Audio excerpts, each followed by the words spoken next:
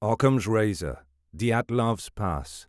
Igor Alexeyevich Dyatlov, a 23-year-old mountaineer, led an expedition to the summit of Otorten, a mountain in the northern Urals of Soviet Russia, in January 1959. The young man took along a team of 8 experienced hikers. Several of them were from the Ural Polytechnic Institute for the expedition. Before leaving, Dyatlov informed his sports club that he and his crew would telegraph them upon their return. But the message was never delivered, and none of the so-called Dyatlov Pass incident hikers were ever seen alive again. When their remains were discovered in the following weeks, authorities were perplexed and appalled by the bizarre and horrible injuries. Some were missing eyes, another was missing her tongue, and several had been hit by a power equivalent to that of a racing automobile, but no one could understand how this tragedy happened. In this video, we are going to look at the given facts, the sometimes bizarre conspiracy theories, and the most logical explanations using Occam's razor principle. The Soviet administration immediately closed the Dyatlov Pass case and presented only flimsy explanations, such as the fact that the hikers perished of cold because they were inexperienced and maybe an avalanche was to blame. Amateur sleuths have been speculating over the mystery of the Dyatlov Pass incident for the last 60 years due to the fact that this solution resolves nearly none of the remaining questions. And despite the fact that the Russian government reopened the investigation in 2019, we still do not know precisely what happened on that snow-covered slope all those years ago. The official narrative.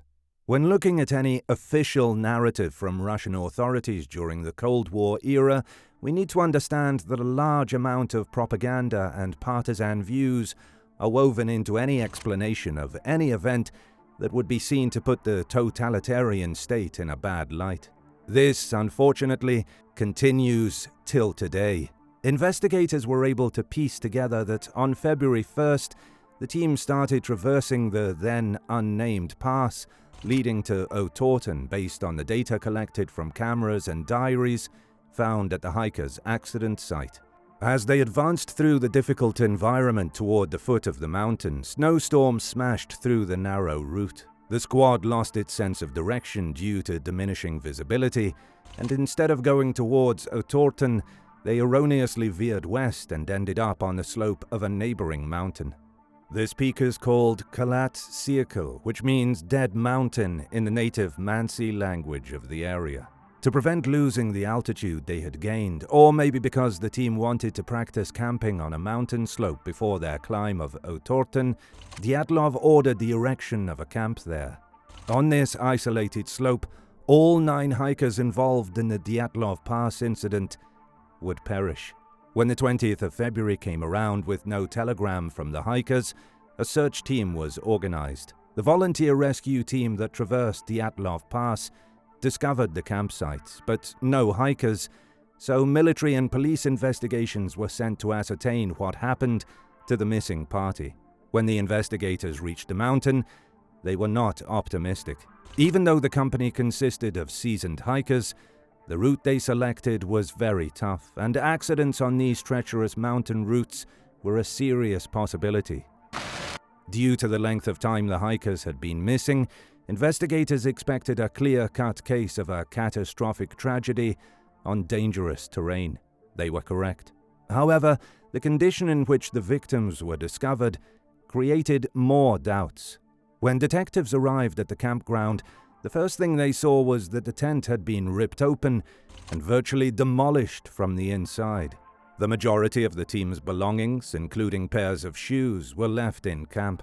They later identified 8 or 9 pairs of footprints belonging to the hikers, several of which were clearly created by someone wearing nothing, socks or a single shoe. These footprints led to the edge of the surrounding forest, about 1 mile from the camp. Under a large cedar tree at the border of the forest, the investigators discovered the remnants of a small fire and the first 2 bodies. Yuri Krivonoshenko, age 23, and Yuri Doroshenko, age 21. Despite temperatures ranging from -13 to 22 degrees Fahrenheit on the night of their deaths, Both men were discovered without shoes and wearing just underwear. The next 3 corpses discovered were those of Dyatlov, Zinaida Kolmogorova, 22, and Rustem Slobodin, 23, who had perished while trying to return to camp from the cedar tree. While the circumstances were peculiar, the investigators determined that the causes of death were unmistakable. All of the hikers had died of hypothermia. Their bodies exhibited no signs of substantial outward damage beyond that caused by the cold. This did not, however, explain why Doroshenko's complexion was brown-purple, or why he had grey froth pouring out of his right cheek and grey liquid flowing out of his mouth. Moreover, this did not explain why the hands of the 2 hikers under the cedar tree were scraped and the branches above them were ripped off, as if they had urgently sought protection from something or someone in the tree. Slobodin suffered injuries consistent with repeated falls and blows to the head, while Kolmogorova had a bruise in the form of a baton on her side. Even though they were experienced hikers, the fact that they were underdressed and wearing each other's clothing supports the notion that they fled the freezing night without proper preparation. 2 months later, when the last 4 corpses were discovered, the mystery deepened even more. The other hikers were found buried in the snow in a gully 75 meters farther into the forest than the cedar tree, known as the Dyatlov Pass Den, and their corpses revealed even more horrible injuries than those of the others. While Ludmila Dubinina, 20, and Semyon Zolotaryov, 38, sustained severe chest fractures that could only have been produced by a tremendous force equivalent to that of a vehicle accident. In the most horrific aspect of the Dyatlov Pass incident, Dubinina lost her tongue, eyes, part of her lips, facial tissue, and a piece of her skull. They also discovered the corpse of 24-year-old Alexander Kolevatov in the same area, but without the same serious injuries. The Soviet administration promptly closed the investigation and provided only vague reasons of death, speculating that the hikers' own inexperience or a natural tragedy caused their deaths. The conspiracy theories. As with many, if not all, unexplained events or tragedies, the conspiracy theories are bound to follow. The theories in this case range from believable to downright bizarre. The climbers were KGB agents. The author of Dyatlov Pass, Alexei Rakitin, presents the theory that Semyon Zolotaryov, Alexander Kolevatov, and Yuri Krivonoshenko were KGB spies on a mission to find a CIA cell. They were supposed to deliver radioactive samples and then photograph the Americans, but something went awry and CIA officers liquidated the crew. The Russians regularly deceived Western countries with radioactive contaminated materials laced onto clothes from unrelated locations. The isotopes from this radioactivity could then be traced, although the method is unknown. This leads us to the so-called Western intelligence participation idea. According to this allegation, at least 2 members of the Dyatlov group were employed by the KGB to carry radioactive contaminated clothing.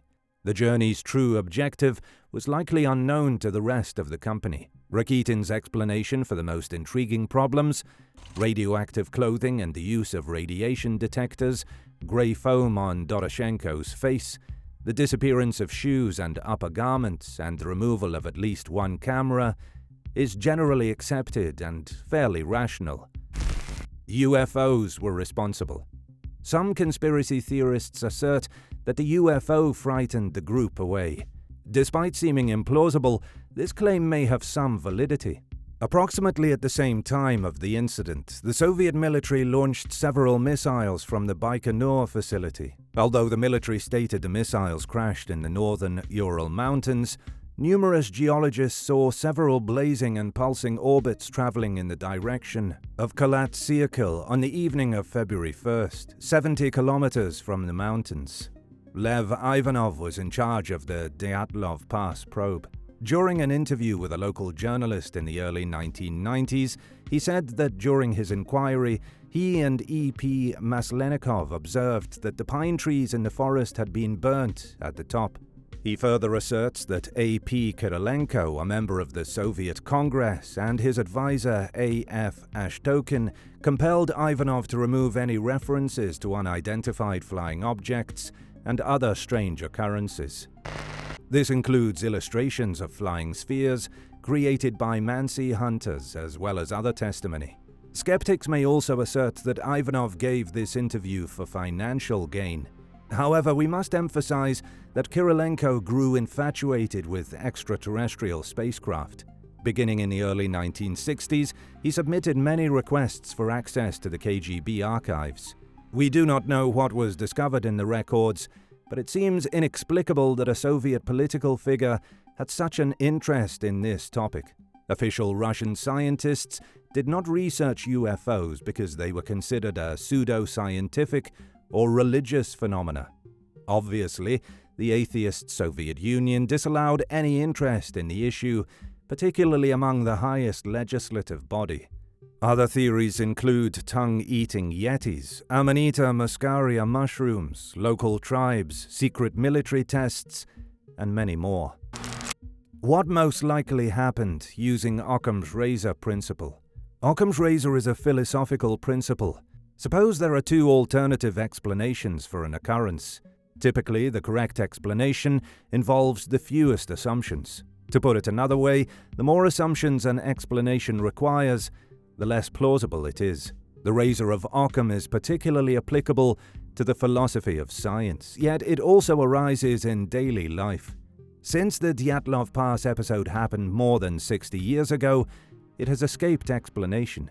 Early in 2021, however, a study proposed the most persuasive scenario to date: that the Dyatlov climbers were forced from their camp and terribly injured and killed by a unique form of avalanche. Critics have contended that there were too many contradictions in the material for experts to conclude that an avalanche was responsible. However, the current report is different. Using computer models inspired by the Disney film Frozen, scientists have developed a hypothesis that may provide the solution to the enigma. This might sound a bit far out, but we'll explain shortly. Russian authorities accepted a refined version of the long-accepted but not verified avalanche hypothesis. Following a fresh investigation, the authorities determined that a rare, small slab avalanche caused the disaster at Dyatlov Pass. Slab avalanches occur when a snow layer close to the surface separates from the layer underneath it and slides down a slope in huge pieces. This would have left fewer traces than a more spectacular occurrence, and the swiftly moving snow blocks might have injured some campers without suffocating them. The latest claim from Russian authorities was clearly more persuasive than a compelling natural force, but it was not supported by extensive investigation.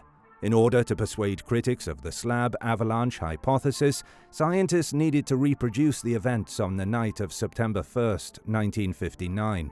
This is where Frozen comes in. The majority of viewers had a different opinion of the 2013 Disney movie Frozen than Swiss scientist Johann Gomm. Where others saw a light-hearted musical for children, he recognized the possibility of a scientific breakthrough. This makes sense given that Gomm researches avalanches and their behavior under diverse situations for a profession. After seeing the animated figures flee a CGI snow-covered mountain, he began to plan a trip to Hollywood.